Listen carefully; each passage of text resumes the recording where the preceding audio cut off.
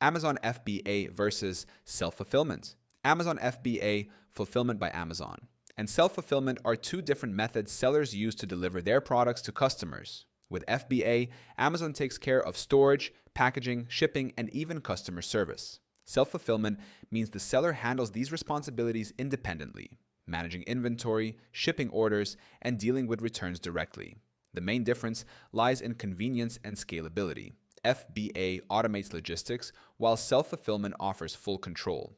Using FBA gives sellers access to Amazon's vast logistics network and prime shipping eligibility, which significantly boosts product visibility and customer trust. It's designed for sellers who want to grow fast without worrying about handling every order manually. On the other hand, self-fulfillment can be cost-effective for small sellers with fewer orders, especially when they prefer personal control over shipping and packaging.